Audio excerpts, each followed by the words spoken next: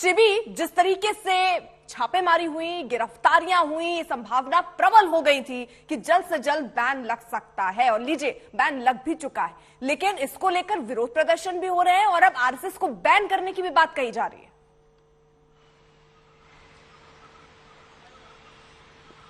जी बिल्कुल, इधर की कांग्रेस बोल रही है, ऑपोजिशन कांग्रेस बोल रही है अगर पीएफआई को बैन किया है तो आरएसएस को भी बैन करना है। यही बात कल सीपीएम की स्टेट सेक्रेटरी एमवी गोविंदन ने भी कहा कि बैन करके एसडीपीआई, पीएफआई जैसे ऑर्गेनाइजेशन, एक्सट्रीमिस्ट ऑर्गेनाइजेशंस को बैन करके कोई फायदा नहीं। अगर बैन करना है तो आरएसएस को भी बैन करना चाहिए। वही ज्यादा कम्युनलिज्म फैलाते हैं देश में, तो उनको पहले बैन कीजिए और उसके बाद पीएफआई को बैन करना है, एसडीपीआई, पीएफआई जैसे ऑर्गेनाइजेशंस को बैन करना है। तो यही है कांग्रेस इधर का ऑपोजिशन और लेफ्ट का, रूलिंग लेफ्ट का दोनों का बयान। और ठीक है, इस बीच देखिए संगीत रागी भी हमारे साथ जुड़ चुके हैं, राजनीतिक विश्लेषक हैं, शोएब जमई अध्यक्ष हैं एआईएमएफ के, वो हमारे साथ जुड़ चुके हैं, और एक जैन साहब हैं, पूर्व डीजीपी हैं उत्तर प्रदेश के, वो हमारे साथ इस वक्त मौजूद हैं। संगीत रागी साहब, देखिए एक तरफ तो पीएफआई पर कार्रवाई हुई, लेकिन कांग्रेस के नेता तो सीधे कह रहे हैं कि जब अगर आपको यही रोकना है तो आरएसएस पर भी बैन लगाइए।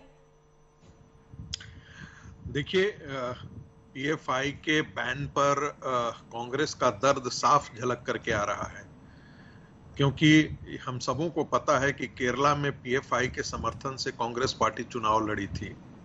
हम सबों को पता है कि कर्नाटक के चुनाव में, विधानसभा के चुनाव में कांग्रेस पार्टी जो है वो पीएफआई का समर्थन ली थी। कांग्रेस पार्टी विभाजन के पश्चात भी दुर्भाग्य से जो रेडिकल इस्लामिस्ट ताकतें हैं, जिनको आज के दिन में आप जिहादी ताकतें कहते हैं, उनको हमेशा खाद पानी देते आने का काम किया है। वैसे भी उन्हीं के अवतार हैं, पीएफआई भी उन्हीं के देन है।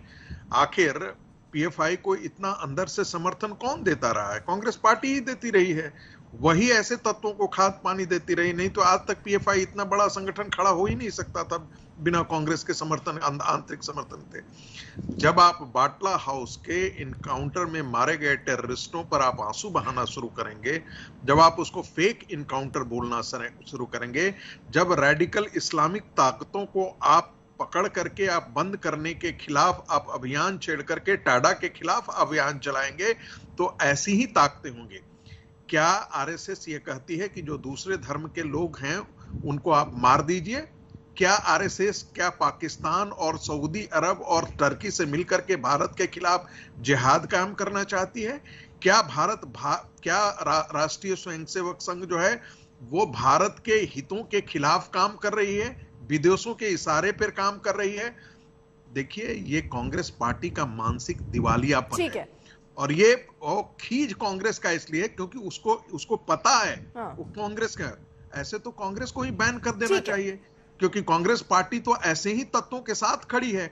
आजाद भारत में कांग्रेस पार्टी ने ऐसे ही तत्व, देश विरोधियों के साथ खड़ी रही है। इस देश को वक्फ बोर्ड कानून ला करके एक इस्लामीकरण का नया रास्ता तैयार किसने किया? ठीक है संगीत रागी, ठीक है। शोएब जमई भी हमारे साथ हैं। शोएब जमई, ये जो कार्रवाई हुई है, 5 साल का बैन लगा है, करिएगा इसका स्वागत?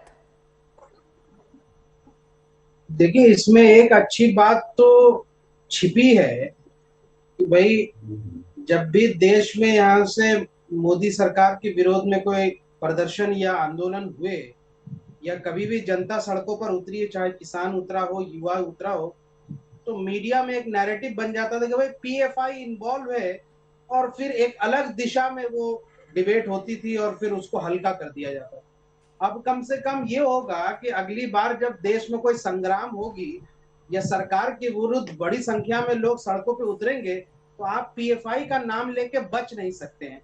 ये एक अच्छी बात हो जाए।